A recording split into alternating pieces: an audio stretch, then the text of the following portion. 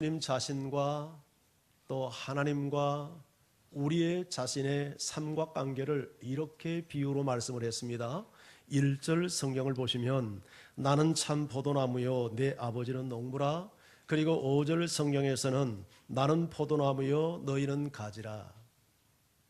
예수님은 포도나무, 그것도 참 포도나무요, 아버지는 농부이시고 우리는 포도나무에 붙어있는 가지라고 말씀을 하셨습니다.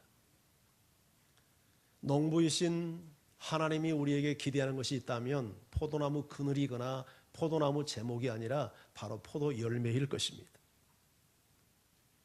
하나님께서 우리에게 열매를 기대한다 하는 것이죠.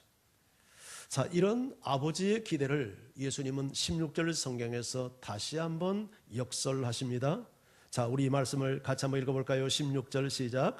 너희가 나를 택한 것이 아니요 내가 너희를 택하여 세웠나니 이는 너희로 가서 열매를 맺게 하고 또 너희 열매가 항상 있게 하여 내 이름으로 아버지께 무엇을 구하든지 다 받게 하려 함이라.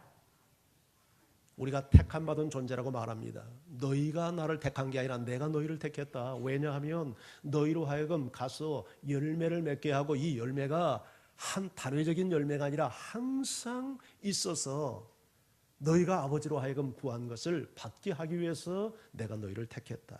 참 복된 말씀이고 감사한 말씀이죠. 농부 대신 하나님이 우리에게 기대하는 것은 딱 하나입니다. 열매입니다. 열매. 그 열매를 거두기 위해서 농부가 두 가지 일을 하는데 2절 성경이 그것을 말합니다. 자, 같이 한번 읽어봅니다. 시작. 무릇 내게 붙어있어 열매를 맺지 아니하는 가지는 아버지께서 그것을 제거해 버리시고 무릇 열매를 맺는 가지는 더 열매를 맺게 하려 하여 그것을 깨끗하게 하시느니라. 두 가지를 하는데 어떤 일을 하십니까? 열매 맺지 못한 가지는 어떻게 하고? 제거해 버리고, 열매 맺는 가지는 어떻게 하고? 열매를 더 많이 풍성히 맺게 하기 위해서 깨끗게 하시고, 이 두 가지를 농부가 한다는 거예요. 열매를 맺지 못한 가지가 붙어 있으면 열매도 맺지 못하면서 양분을 빼앗아 가기 때문에 그런 가지는 싹둑싹둑 농부가 잘라냅니다. 그리고 열매를 맺는 가지는 열매가 더 충실하게 잘 맺히도록 위해서 병충해도 잡아주고 또 이파리가 힘이 없는 것은 다 따주고 깨끗게 하는 일을 합니다. 깨끗게 하는 일에 대해서 예수님은 3절에서 이렇게 우리에게 적용을 시켰습니다. 자, 3절 성경 같이 읽어봅니다. 시작. 너희는 내가 일러준 말로 이미 깨끗하여 졌으니. 그러니까 농부 되신 하나님이 열매를 맺기 위해서 우리 안에 행하시는 일이 뭐냐면 말씀을 사용해서 열매를 맺도록 우리를 순결하게 하시고 깨끗하게 정화해 가신다 하는 것이죠. 여러분, 이 말씀을 우리의 삶에 적용을 한다면 이렇게 적용할 수 있습니다. 하나님께서 열매 맺는 가지가 되기 위해서 우리를 말씀으로 깨끗게 하고 징계라는 수단으로 제거한다. 이렇게 적용해 볼 수 있을 것입니다. 하나님은 우리를 깨끗게 하기 위해서 말씀을 사용합니다.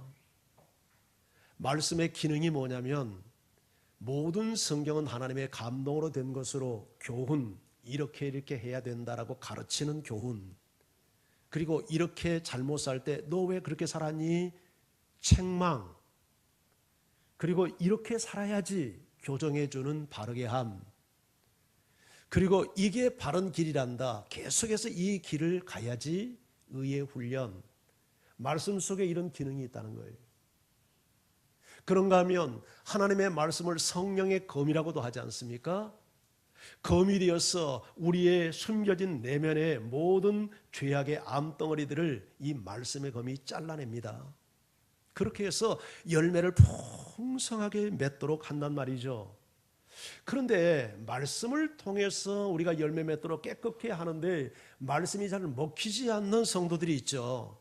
그럴 때 비상수단을 동원하는데 그게 징계예요. 징계. 매를 드시는 거죠. 채찍을 드는 거죠. 우리가 부모가 자식을 키울 때도 두 가지 도구를 씁니다. 말과 매죠. 말을 통해서 교훈하지 않습니까? 얘야, 이건 이렇게 해야 된단다. 그런데 그렇게 들지 않으면 어떻게 합니까? 너 왜 이렇게 했니? 책망하지 않습니까? 근데 교훈과 책망을 해도 듣지 않을 때는 어떻게 합니까? 매를 듭니다. 회초리를 듭니다. 너 이리 와. 종아리 걷어. 너 엄마가 분명히 얘기했는데 말을 듣지 않았지. 네 안에 악이 존재하는구나. 그 악을 쫓아내야 돼. 떼치. 징계를 한단 말이죠. 여러분, 하나님께서 여러분을 징계하지 않고 말씀으로 교훈할 때 잘 순종하는 여러분 되기를 바랍니다.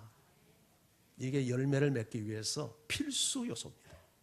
그런데 예수님은 거기서 멈추지 않고 열매를 맺는데 정말 중요한 한 가지 중요한 요건을 더 말씀합니다. 그게 뭐냐면 예수 안에 거하라는 것입니다. 자, 우리 4절 성경을 같이 읽습니다. 시작. 내 안에 거하라. 나도 너희 안에 거하리라.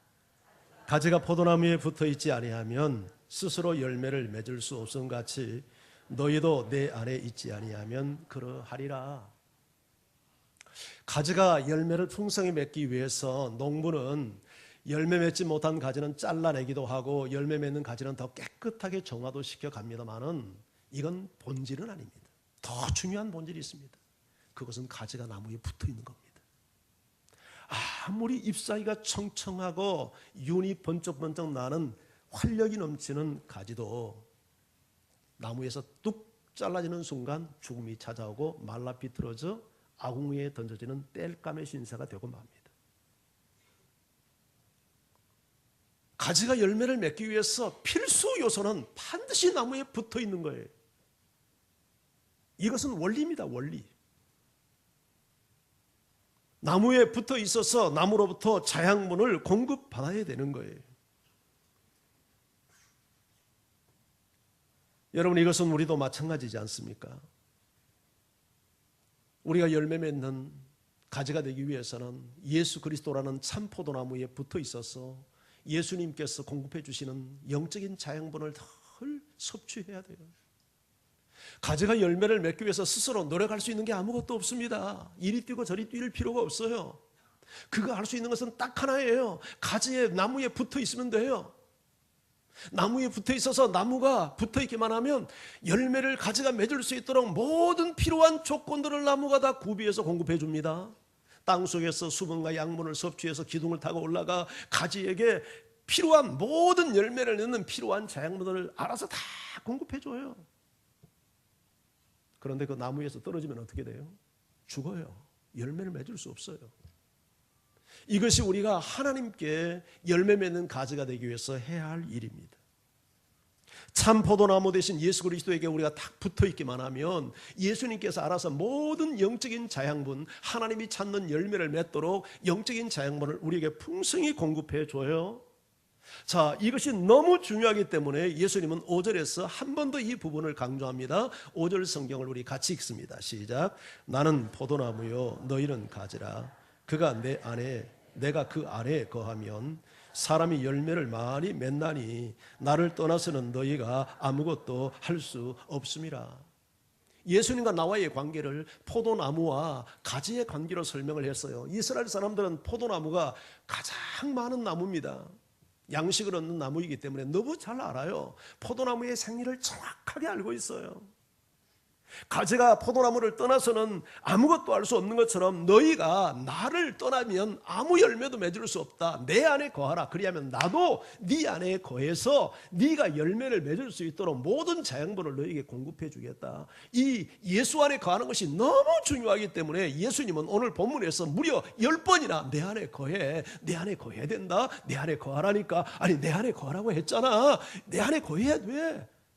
10번이나 내 안에 거해라, 내 안에 거해라, 내 안에 거하라를 10번이나 반복하면서 말씀하는 거예요. 오늘 이게 핵심 키예요. 우리가 열매를 맺어야 돼요. 포도나무가 열매를 맺지 아니하면 아무짝에도 쓸모없어요. 그래서 그냥 아궁이에 던져서 땔감밖에 될 게 없다고요. 그러나 열매를 맺으면 농부의 사랑을 받죠. 존귀함을 받죠. 그런데 이 열매를 맺기 위해서 반드시 나무에 붙어 있는 것처럼 우리가 하나님이 찾는 열매 맺는 신자가 되기 위해서 예수님 안에 참 포도나무 대신 예수님 안에 우리가 붙어 있고 그분 안에 거해야 된다는 거예요. 그런데 가지가 포도나무에 붙어 있다 하는 것은 포지션의 문제가 아니에요. 이건 나무와 가지 사이의 생명의 교류를 의미하는 것이지 위치상의 문제가 아니라고요. 여러분, 나무가 가지가 나무에 붙어 있으면서도 전혀 열매 맺지 못한 가지가 있고 죽어 있는 가지가 있어요. 왜냐하면 나무로부터 생명의 기운을 공급받지 못하면 말라 죽습니다. 병들어서 죽는 가지들이 있잖아요. 신앙생활도 마찬가지예요. 우리가 예수를 믿는다는 형식은 있지만, 교리적 고백은 있지만 예수님으로부터 전혀 생명의 공급을 받지 못하면 그 영혼은 말라 죽고 맙니다. 열매를 맺을 수가 없는 거예요. 그래서 내 안에 거하라, 나도 네 안에 거하겠다. 이것은 포지션의 문제, 어떤 교리적 고백이나 종교적 형식을 갖추라는 얘기가 아니라 너와 내가 연합되어져서 생명의 교류를 갖자 하는 얘기예요. 우리가 만약 겉으로 보기에는 뭐 잘 보이지 않아서 모르겠지만, 나무에서 가지로 이렇게 뻗어나가는 그 사이를, 그 결합된 부분을 우리가 칼로 딱 절반을 잘라가지고 전자현미경을 가지고 확대를 해서 본다면 아마 뭐 어마어마한 물동량이 말이죠, 나무에서 가지로 이동하는 광경을 우리가 목격할 수 있을 거예요. 우리가 그 미세한 부분에서 잘 눈에 보이지 않으니까 모르지만, 여러분, 그 엄청난 생명의 기운들이 나무에서 가지로 이동하는 것을 보지 않겠습니까? 그렇기 때문에 나무가, 그 가지가 잎도 내고 열매도 맺는 거죠. 우리가 예수 안에 거한다는 것은 그와 같은 삶을 의미하는 거예요. 예수님 안에 거해서 예수님으로부터 날마다 영적인 자양분을 공급받을 때 우리 안에 풍성한 열매를 맺게 되는 것입니다. 자, 그러면 예수 안에 거해서 예수님으로부터 양분을 받는다는 것은 도대체 어떻게 하는 건가? 예수 안에 거한다는 게 뭔가? 이걸 조금 더 우리가 이해할 필요가 있는데, 예수님은 7절에서 이 부분을 좀 더 명료하게 설명을 해주고 계십니다. 자, 7절 성경을 같이 한번 읽습니다. 시작. 너희가 내 안에 거하고 내 말이 너희 안에 거하면 무엇이든지 원하는 대로 구하라. 그리하면 이루리라. 자, 4절 5절에서는 뭐라고 말했습니까? 너희가 내 안에, 내가 너희 안에, 이렇게 말했죠. 근데 여기서는 어떻게 말씀합니까? 너희가 내 안에, 내 말이 너희 안에. 자, 예수님이 우리 안에 거하는데 어떻게 거한다는 거죠? 예수님의 말씀을 통해서 우리 안에 거하신다는 거예요. 예수님이 어떤 물리적 존재, 공간적 개념에 들어와서 우리 안에 거하는 게 아니라 하나님의 말씀을 가지고 우리를 통치한다는 거예요. 그것이 예수님이 내 안에 있다는 거예요. 그러니까 우리가 예수님 안에 거하고 예수님이 내 안에 거하는 생명의 관계를 맺기 위해서는 우리가 늘 말씀을 묵상해야 되겠죠. 그렇잖아요. 하나님의 말씀을 읽고 하나님의 말씀을 듣고 그 말씀을 묵상해서, 이 말씀이 이런 뜻이구나. 성령께서 그 말씀을 깨닫게 하시고 조명해 주어서 이걸 내 삶에 구체적으로 적용하는 상태가 예수 안에 거하는 상태 아닙니까? 그럴 때 우리 속에 열매가 나타난다는 거예요. 열매가, 풍성한 열매가 나타나는 거예요. 이건 단순히 예수를 믿는다는 개념 자체가 예수 안에 거한다는 게 교리 고백이나 신앙의 어떤 형태를 갖추고 있는 것을 말하는 게 아니고 예수님과 내가 생명의 교제를 나누고 있는 상태를 의미하는 거예요. 그러면 열매가 나타나요. 성경도 이렇게 말하죠. 복 있는 사람에 대해서 시편 1편은 어떻게 말합니까? 복 있는 사람은 여호와의 율법을 즐거워하여 그 율법을 주야로 낮과 밤으로 묵상하는 자로다. 이 사람은 마치 시냇가에 심겨진 나무가 시절을 쫓아 과실을 맺으며 그 잎사귀가 마르지 아니함 같이 그 행사가 다 형통하리로다. 여기서 행사가 형통한다는 말은 열매를 맺는다는 얘기죠. 그렇잖아요. 시냇가에 심겨진 나무가 저 뿌리로부터 수분과 양분을 섭취해서 가지에 보내면 잎사귀를 내고 열매를 맺는 것처럼 우리가 주의 말씀을 사랑해서 주야로 그 말씀을 묵상하며 마음에 품고 살면 그 말씀이 우리로 하여금 형통한 인생이 되게 하는데, 그 형통이라는 게 우리가 열매 맺는 인생을 되도록, 하나님이 찾는 열매 맺는 사람이 되도록 하시겠다는 거예요. 이런 사람은 무엇이든지 원하는 대로 구하래요. 그리하면 받는데요. 얼마나 복된 이야기입니까? 자, 그러면 한번 보세요. 우리가 예수님 안에 거해서 예수님의 기운을 받고 사는 사람이 그때 원하는 것을 구한다면 무엇을 구할까요? 다른 말로 우리가 예수 안에 붙어서 예수님의 자양분을 먹고 사는 사람이 열매를 맺는다면 무슨 열매 맺을까요? 예수 열매 맺지 않겠습니까? 자, 어느 가지가 포도나무에 붙어 있으면 무슨 열매 맺겠습니까? 포도 열매 맺겠죠. 사과나무에 붙어 있으면 사과 열매 맺고요. 포도나무에 붙어 있으면서 사과 열매를 맺을 수 없고 감 열매를 맺을 수 없는 거잖아요. 내가 예수 안에 붙어 있으면 자연히 예수 열매 맺지 않겠습니까? 예수 안에 붙어 있으면서도 여러분 다른 성품의 열매를 맺는 것은 불가능해요. 만약 여러분이 예수를 믿는다고 하면서도 늘 마음에 분노와 미움과 원망과 불평과 남을 탓함과 이런 삶을 살고 있다면 여러분은 실상 형태는 예수를 믿는 사람일지 모르지만 예수님으로부터 어떤 자양분도 공급받고 있지 못한 거죠.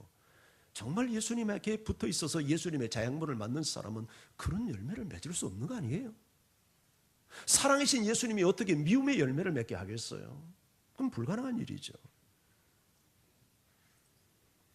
예수에게 붙어 있어서 예수님의 자양분을 먹는 사람이 거짓말할 수 있고 부정직할 수 있고 남의 것을 훔칠 수 있고 음란한 짓을 할 수 있고 몸에 해로운 것을 막 몸에 집어넣을 수 있고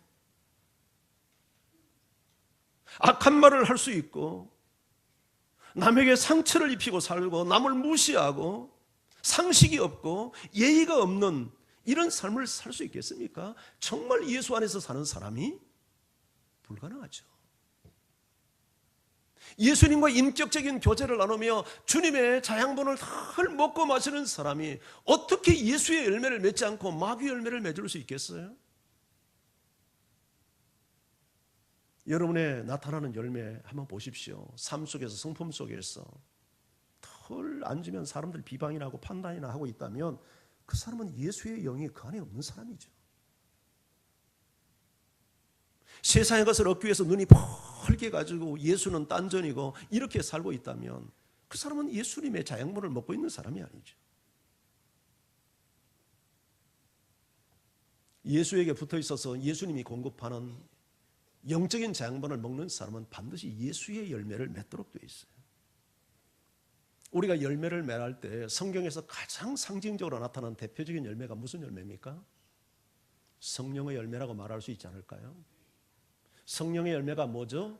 첫째, 사랑과 희락과 화평과 오래 참음과 자비와 양선과 충성과 온유와 절제니 이러한 법을 금할 길이 없다. 성령 안에 거한 사람, 성령의 열매는 성령의 다스림을 받는 사람이 나타내는 증표잖아요. 내가 성령의 지배를 받을 때 이런 열매를 나타내게 되는데 금할 법이 없다는 거예요. 예수 안에 있는 사람은 예수의 열매를 드러내고 성령 안에 거하는 사람은 성령의 열매를 드러내고 세상 안에 거하는 사람은 세상의 열매를 드러내는 거예요. 그런데 성령의 열매가 가만히 보세요. 사랑과 희락과 화평과 오래 참음과 자비와 양선과 충성과 온유와 절제 이 열매는 다 보면 예수님의 성품이에요. 성령이 오셔서 하시는 일은 우리로 하여금 예수님을 알게 하고 예수님을 드러내게 하고 예수님의 영광을 드러내고 예수님을 알도록 만드는 게 성령의 역사니까 성령의 역사는 곧 예수님의 열매죠. 성령의 열매는 예수님의 열매예요. 우리가 이처럼 아름다운 예수의 열매, 성령의 열매를 맺고 산다고 한다면 얼마나 매력적이고 아름다운 인생을 살겠습니까?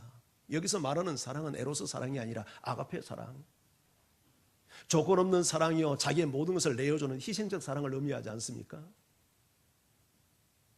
희락이 뭡니까? 기쁨이죠. 조건 때문에 기뻐하는 게 아니라 감옥에 가서도 정말 통곡할 수밖에 없는 환경의 고통 속에도 성령의 다스림, 예수의 다스림을 받으면 기뻐하며 살 수 있다는 얘기 아닙니까? 화평이 뭡니까? 내 안에 평화가 있기 때문에 나를 만나는 모든 사람을 평화롭게 대하는 거죠. 트러블 메이커가 되는 게 아니라 피스 메이커가 되어져서 사람들에게 여러분 평화를 심는 사람, 이 사람이 성령의 다스림을 받는 사람이라는 거 아니에요? 오래 참음이 뭡니까? 환경의 고통 앞에서도 사람의 나에게 힘들게 하고 어려움을 줘도 버럭버럭 화내고 이렇게 반응하지 않고 그것을 끝까지 참고 견딘다는 얘기 아닙니까? 여러분, 자비가 뭡니까? 친절한 거죠. 예, 사람들에게 정말 친절을 베풀고, 양선은 뭡니까? 선을 베푸는 거죠. 충성은 뭡니까?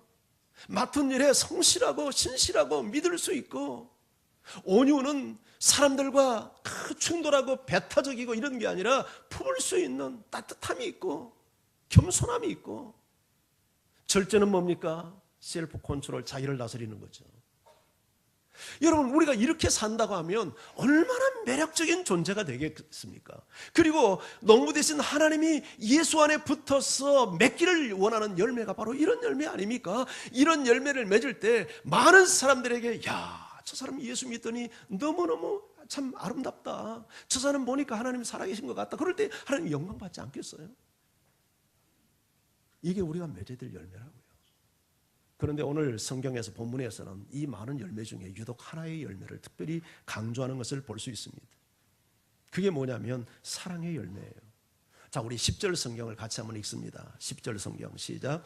내가 아버지의 계명을 지켜 그의 사랑 안에 거하는 것 같이 너희도 내 계명을 지키면 내 사랑 안에 거하리.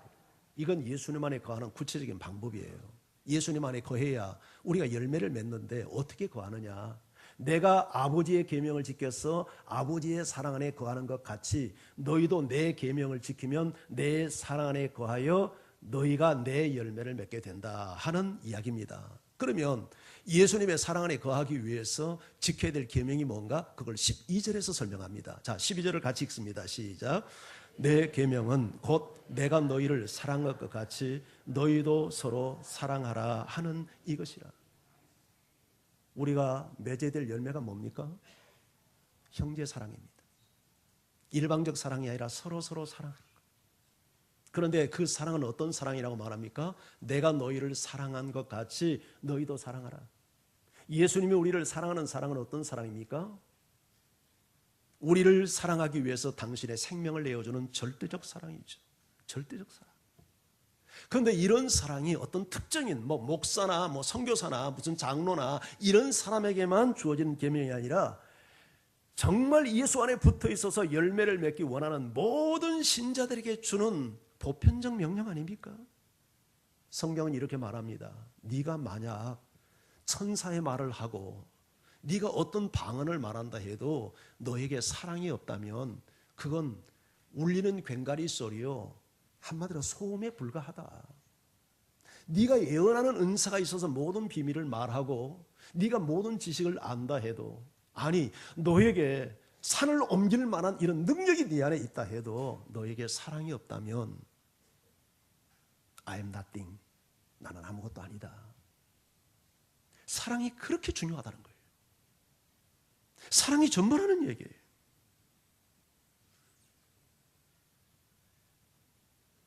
여러분, 우리가 아버지께서 우리에게 요구하는 열매가 뭡니까? 내 아들 예수님 안에, 참 포도나무 안에 네가 붙어 있어서 이 열매 맺어라. 내가 사랑이다. 하나님은 사랑이다. 그러니까 네가 내 안에 있어서 나와 교제하면 자연히 이런 사랑의 열매를 맺게 된다. 이런 사랑의 열매를 맺을 때 하나님의 영광을 받고 너 안에 기쁨이 있고 네가 원하는 것을 구할 때 내가 너에게 줄 수 있다. 이 약속을 하는 겁니다. 우리가 특별히 일도 잘해야 되지만 무엇보다도 사랑을 잘해야 됩니다. 우리가 부자가 되고 높은 사람이 되고 유명 인사가 되는 것도 힘쓸 필요가 있지만 그보다 더 중요한 것은 사랑의 사람이 되는 것입니다. 왜냐하면 사랑보다 귀하고 사랑보다 소중하고 사랑보다 가치 있고 사랑보다 의미 있는 것이 존재하지 않기 때문입니다. 그런데 여러분의 마음속에 늘 불평이나 하고 원망이나 하고 시기하고 사람을 적대하고 무시하고 비방하고 판단하고 살아간다면 아무리 일을 잘해도 그 사람은 예수 안에 거하는 하나님의 사람이라고 볼 수 없는 것이죠. 우리가 죄인 되었을 때 사랑을 받을 만한 전혀 가치가 없는 우리를 위해서 우리 주님은 당신의 생명을 내어주었습니다. 우리가 그 예수님에게 붙어 있어서 그분의 양분을 공급받는다면 그런 사랑을 우리도 열매를 나타내야 되지 않겠습니까? 성경의 가장 중요한 가르침이 뭡니까? 딱 하나로 정의할 때 그건 사랑이라고 가르칩니다. 하나님을 사랑하고 이웃을 사랑하는 것. 그런데 이 하나님 사랑과 이웃 사랑은 분리된 두 가지 성격이 아니라 이건 동전의 양면입니다. 정말 하나님을 사랑하는 사람이라면, 보이지 않는 하나님을 사랑하는 사람이라면 보이는 형제를 사랑해야 돼요. 보이는 형제를 사랑하는 사람이 보이지 않는 하나님을 사랑하는 사람이라는 거죠. 아내를 사랑하지 못하면서 하나님 사랑한다고 말하는 것은 있을 수 없다는 얘기죠. 형제를 사랑하지 못하면서 하나님을 사랑하는 것은 있을 수 없다는 이야기죠. 요한일서 4장 7절 8절은 이렇게 말합니다. 같이 한번 읽어볼까요? 시작. 사랑하는 자들아 우리가 서로 사랑하자. 사랑은 하나님께 속한 것이니 사랑하는 자마다 하나님으로부터 나서 하나님을 알고 사랑하지 아니하는 자는 하나님을 알지 못하나니 하나님은 사랑이시니. 우리에게 주는 명령이 뭡니까? 우리가 서로 사랑하자. 이유가 무엇입니까? 사랑하는 사람만이 하나님께 속한 사람이요, 사랑하는 사람만이 하나님을 아는 사람이다. 왜? 하나님은 사랑이니까. 그런데 사랑하지 않는다면 그 사람은 하나님께 속한 사람도 아니요, 하나님으로부터 난 사람도 아니요, 하나님도 아는 사람이 아니다. 하나님을 모르는 사람이다. 요한일서 4장 20절도 한번 더 읽어볼까요? 자, 함께요. 시작. 누구든지 하나님을 사랑하노라 하고 보는 바 그 형제를 사랑하지 아니하는 자는 보지 못하는 바 하나님을 사랑할 수 없는. 누구든지입니다. 예외가 있을 수 없으나 이건 원리입니다. 하나님을 사랑한다고 말하면서 형제를 미워하고 있다면 이것은 거짓말하는 자래요. 무엇에 대한 거짓말? 하나님을 사랑한다는 것에 대한 거짓말. 보는 바 형제, 눈에 보이는 형제, 곁에 있는 형제를 사랑하지 아니하면서 보지 못하는 바, 보이지 않는 하나님을 사랑할 수 없다. 마땅히 사랑해야 될, 나의 사랑이 필요한 사람에게 사랑을 공급하지 못하고 사랑을 표현하지 못하고 사랑하지 못하면서 저 멀리 있는 하나님 사랑한다는 것은 있을 수 없는 이야기라는 거예요. 하나님 사랑과 형제의 사랑은 분리된 문제가 아니라 결합된 문제입니다. 하나님 사랑하십니까? 하나님 사랑하기 원합니까? 형제를 사랑하기를 바랍니다. 이웃을 사랑할 수 있기를 바랍니다. 그런데 예수님은 상당히 부담스러운 얘기를 우리에게 합니다. 자, 13절 오늘 본문 14절을 같이 한번 읽죠. 시작. 사람이 친구를 위하여 없나니 너희는 내가 명하는 대로 행하면 곧 나의 친구라. 하나님께서 우리에게 요구하는 사랑은, 형제 사랑은 어떤 사랑이라고 말하는 거죠? 친구를 위하여 자기 목숨을 버리면 이보다 더 큰 사랑이 없다 하니까 형제 사랑의 최고의 극치가 뭡니까? 자기 목숨을 버리는 거예요. 자, 이렇게 내가 명하는 대로 행하면 그 사람은 예수님의 친구가 된대요. 그러니까 우리가 형제 사랑의 최고의 목표는 친구를 위해서 목숨을 내어주는 사랑을 하는 겁니다. 15절 우리가 그 하반부에 보면 이런 사람은 아버지께서 내가 들은 모든 것을 그 사람에게 알게 하겠다 이렇게 약속을 합니다. 그러니까 내가 사랑을 실천하고 살 때, 그것도 내 친구를 위해서 목숨을 내어주는 사랑을 할 때 하나님을 알고 예수님을 알게 된다 하는 거예요. 하나님이 사랑이니까 우리가 그 사랑을 실천할 때, 하나님과 같은 사랑을 실천할 때 하나님을 알고 예수님을 알고 그분의 뜻을 알고 그분의 비밀을 아는 사람이 된다 하는 것입니다. 그런데 듣기는 좋은데 좀 부담스럽지 않습니까? 여러분 부담스럽지 않아요? 친구를 위해서 목숨을 내어줄 수 있겠습니까? 할 수 있겠어요? 아멘? 아멘을 못하네요. 그런데 설교하는 저도 되게 부담스럽습니다.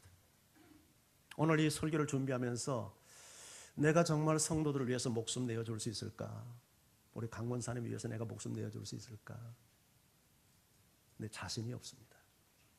아니 우리 강권사님 말고 내 아내 위해서 내가 목숨 내어놓을 수 있을까? 아내가 죽는 자리에 내가 대신 죽을 수 있을까? 못할 것 같습니다. 솔직히 난 못할 것 같아. 내 자식 못할 것 같아. 내가 최근에 사랑에 빠졌습니다. 저에게 연인이 생겼어요. 우리 손자입니다. 나 손자 위해서 죽을 수 있을까? 손자 위해서도 잘 안 될 것 같아요. 이건 할 수 있을 것 같아요. 만약에 내 장기를 내어놓아라 하면 그건 갈등 없이 할 수 있을 것 같아요. 너무너무 사랑스러우니까 내가 손자의 건강을 위해서 내 간을 떼어주고 신장을 달라 하면 줄 수 있을 것 같아요. 그건 갈등 없이 할 수 있을 것 같아요. 근데 목숨까지는 내 손자를 위해서도 그건 좀 자신이 없어요. 친구를 위해서 목숨을 내어놓는다는 참 부담스러운 일이에요. 그런데 예수님의 제자 사도 요한이 이 부분을 이렇게 우리에게 적용을 시켜줬습니다. 자, 요한 1서 3장 16절을 같이 한번 읽어보죠. 함께요. 시작. 목숨을 버리셨으니 우리가 이로써 사랑을 알고 우리도 형제를 위하여 목숨을 버리는 것이 마땅하다. 자, 사도 요한이 가르침입니다. 사도 요한 1서는 그 무엇보다도 하나님의 사랑과 함께 형제 사랑을 강조한 책이에요. 자, 그런데 그가 예수님이 우리를 위해서 목숨을 버렸으니 이로써 우리가 사랑을 알게 되었고 그래서 우리도 형제를 위해서 목숨을 버리는 것이 마땅하다. 사도 요한도 형제를 위해서 목숨을 버리라고 요구합니다. 참 부담스러워요. 그런데 바로 이어지는 그 다음 절에서 뭐라고 적용을 했는가? 이렇게 적용을 했습니다. 자, 17절을 읽어봅니다. 시작. 누가 이 세상의 재물을 가지고 형제의 궁핍을 보고도 도와줄 마음을 닫으면 하나님의 사랑이 어찌 그 속에 거하겠느냐. 그러니까 형제를 위해서 목숨을 내어놓는 사랑을 사도 요한은 어떻게 적용을 시켰냐면 형제를 위해서 재물을 내놓는 것으로. 네가 재물이 있는데 형제가 궁핍해서 정말 고통받고 있는 것을 보면서도 도와줄 마음을 갖지 않는다면 그게 과연 하나님 사랑이고 네가 그건 사랑이겠느냐. 그게 형제 사랑이냐.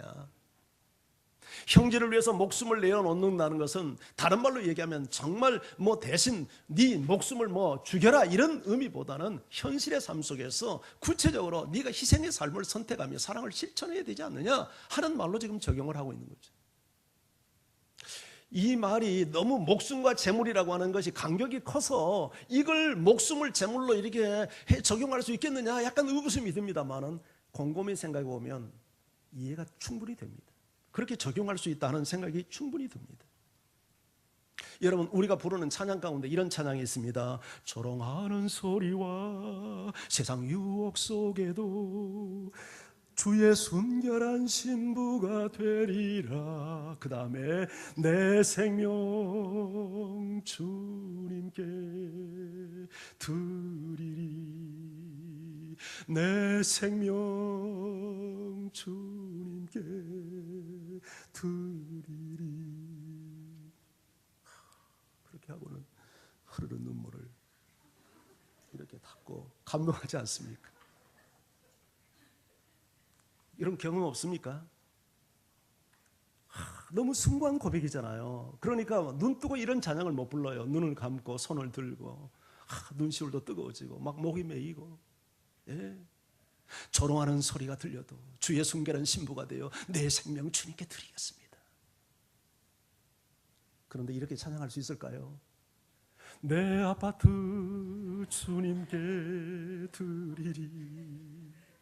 내 통장 모든 것 드리리. 생명은 주 앞에 드리겠다고 감격스럽게 찬양하는데 내 통장 주님께 드리리. 이건 찬양이 잘 안 됩니다. 이게 현실의 문제 아닙니까? 그러니까 사도 요한의 적용이 맞아요. 친구를 위해서 목숨을 버리는 것은 네 지갑을 열고 네 호주머니를 열어서 형제의 고통을 돕는 것이지 않냐. 하나님께서 우리가 형제를 사랑한다고 해서 그렇게 불가능한 생명을 내어놓으라. 그 목표, 물론 거기까지 가야 되는데 그것이 뭐냐 구체적으로. 그건 결국 형제 사랑을 위해서 내가 희생하는 거고 손해보는 거고 섬기는 거고 베풀며 사는 것이 아니냐. 그렇게 사도 요한이 적용을 하고 있는 거죠. 사도 요한의 권면은 계속됩니다. 18절, 19절도 보죠. 자, 함께 읽습니다. 시작. 자녀들아, 우리가 말과 혀로만 사랑하지 말고 행함과 진실함으로 하자. 이로써 우리가 진리에 속한 줄 알고 또 우리 마음을 주 앞에 굳세게 하리니.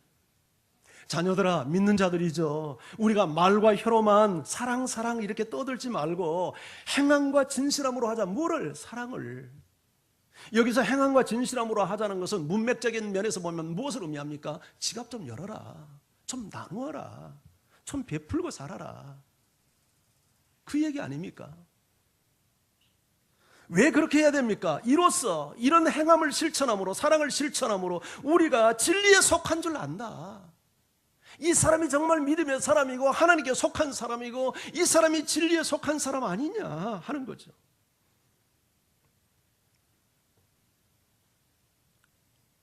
하나님께서 우리에게 원하는 열매가 뭡니까? 바로 이 열매를 원하는 거예요. 자, 우리가 이런 열매를 맺고 살면 어떤 결과가 일어나는가? 세 가지 결과를 예수님께서 설명하는데, 그 첫 번째는 하나님께 영광이 되고 우리 자신은 예수님의 제자가 된다고 말씀을 합니다. 여러분, 하나님께 영광을 돌리는 것은 모든 인간의 존재 목적이잖아요. 사람의 제일 된 목적이 하나님을 영화롭게 하는 거예요. 그러면 어떻게 사는 것이 하나님을 영화롭게 하는 겁니까? 오늘 우리가 이 찬양 헬레 드렸죠. 주님의 높고 위대하심을 내 영혼이 찬양하네. 이렇게 찬양하면 하나님 영광 받을까요? 영광 받는다고 믿습니다. 밤을 새워 기도하면 하나님 영광 받을까요? 영광 받는다고 믿습니다. 장엄하고 엄숙한 예배를 드리고 나면 하나님이 예배를 드리면 영광 받을까요? 하나님이 영광을 받는다고 믿습니다. 이것은 분명 하나님께 영광을 돌리기 위한 그리스도인들의 아름다운 의무가 아닐 수 없습니다. 그러나 이것이 전부는 아닙니다. 사실은 예배하고 찬양하고 기도하는 것은 열매를 맺기 위한 과정이지 이것 자체가 하나님이 찾는 열매는 아니에요. 우리가 예배하고 찬양하고 말씀 듣고 기도함으로 정말 하나님이 원하는 사랑의 열매를 맺기 위한 수단으로서 이런 예배가 필요하고 말씀이 필요한 것이지, 기도가 필요한 것이지, 기도를 위한 기도, 찬양을 위한 찬양, 예배를 위한 예배가 우리가 맺어야 될 궁극적 열매는 아니란 말이죠. 아멘입니까? 우리가 맺어야 될 열매는 주님이 나를 사랑한 것 같은 사랑을 실천하는 거예요. 지갑을 여는 거예요. 섬기는 거예요. 손해볼 줄 아는 거예요. 상대를 존중하는 거예요.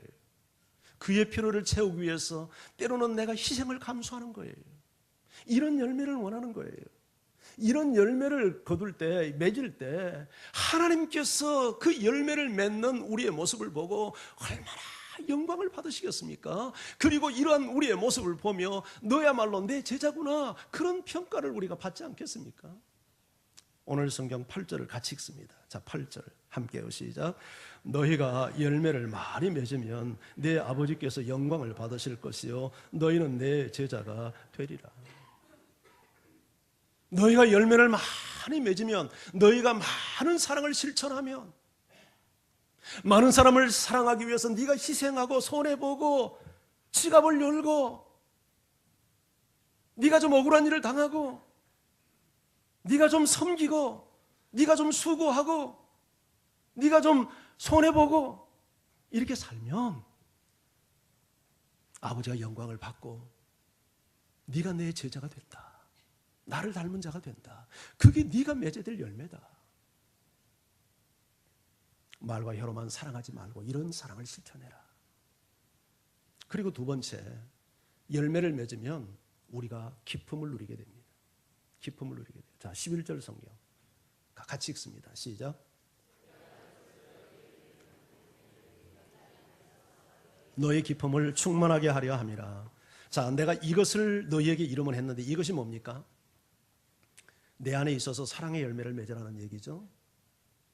이 사랑의 열매를 맺으라고 이야기하는 것은 내가 너에게 부담을 주거나 율법의 멍해를 짊어지우기 위해서 한 명령이 아니라 내 기쁨이 너희 안에 있어 너희 기쁨이 충만하게 하기 위해서 내가 가르치는 거다.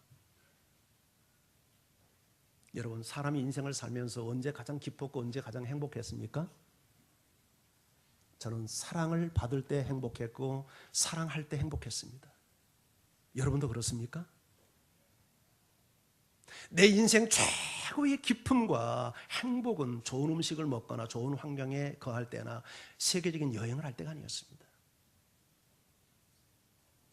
누군가로부터 사랑을 받을 때 행복했고 누군가를 사랑하고 있을 때 행복했습니다. 그런데 고차원적인 기쁨은 사랑할 때 느끼는 기쁨입니다. 그 기쁨은 인간적 기쁨이 아니라 주님의 기쁨입니다. 너희가 사랑의 열매를 맺으면 내 기쁨이 너희 안에 있어 너희 기쁨을 충만하게 하기 위해서 내가 이 명령을 하는 거다. 그러니 이 보배를 우리가 놓치고 살잖아요. 왜요? 예수 안에 거하지 않으니까. 예수로부터 자양분을 먹고 살지 않으니까. 인간적 본능에 따라 사니까 너무나도 이 소중한 하나님께 영광을 돌리고 예수 그리스도의 제자가 되고 내가 정말 주님의 기쁨을 가지고 사는 천국의 삶을 사는 비결이 숨겨진 천국 비밀이 여기 있는데 그걸 모르고 우리가 허탕 삶을 산단 말이죠. 사랑하는 성도 여러분, 오늘 예수님은 참 포도나무입니다. 나에게 진정한 생명을 줄 수 있는 참된 진리, 그분 안에 붙어 있어서 그분과 교제하고 형식적인 교리적인 신앙 고백하지 말고 그분으로부터 생명을 공급받아서 예수의 열매를 맺으라는 게 그게 뭐예요? 사랑이에요. 그 사랑은 형제를 위해서 친구를 위해서 목숨을 버리는 사랑, 지갑을 여는 사랑, 섬기는 사랑, 내가 손해보는 사랑, 내가 낮아짐으로 상대를 높이는 사랑, 내가 좀 헌신함으로 누군가에게 기쁨을 주는 사랑. 이런 사람은 하나님께 영광을 돌리고 예수님의 제자가 되고 주님의 기쁨을 소유하는 행복한 인생을 살 것이라고 약속합니다. 이 은혜가 여러분과 함께 하기를 축복합니다. 우리 같이 찬양합니다.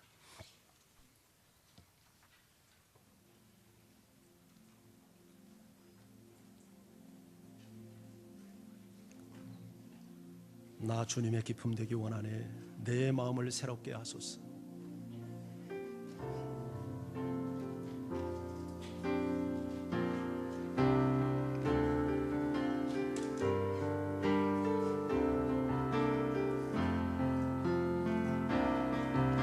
나 주님의 기쁨 되기 원하네. 내 마음을 새롭게 하소서. 새내가 되게 하여 주사. 주님의 빛 비추게 하소서. 내가 원하는 한 가지 주님의 기쁨이 되는 것. 내가 원하는 한 가지 주님의 기쁨이 되는 것. 겸손히 내 마음 드립니다. 반주음 조금만 낮추고 나의 모든 것 받으소서. 나의 마음 깨끗게 씻어주사. 주의 길로 행하게 하소서. 내가 원하는 한 가지 주님의 기쁨이 되는 것. 내가 원하는 한 가지 주님의 기쁨이 되는 것. 이 시간 우리 기도하기 원합니다. 하나님은 우리가 참 포도나무 되신 예수 안에 거하면서 그분으로부터 사랑의 자양분을 공급받고 우리가 예수의 열매를 맺기를 원합니다. 주님이 나를 사랑하는 것 같이 나도 형제를 사랑하는 바로 그 사랑이죠. 일 열심히 하는 거 좋습니다. 그러나 그보다 더 사랑의 사람이 되기를 위해서 힘쓰십시오. 돈 많이 벌고 성공하는 것 좋습니다. 그러나 그보다 더 사랑의 사람이 되기를 위해서 힘쓰십시오. 그러기 위해서는 주 안에 거하십시오. 주님의 말씀이 여러분의 인생을 다스리도록 그분의 임재 앞에 살아가십시오. 그리할 때 아버지가 영광을 받고 우리는 예수님의 제자가 되고 나 또한 주님의 기쁨으로 행복한 삶을 살게 될 겁니다. 주님, 이렇게 살게 도와주세요. 우리 기도하며 주 앞에 함께 나아갑니다. 살아계신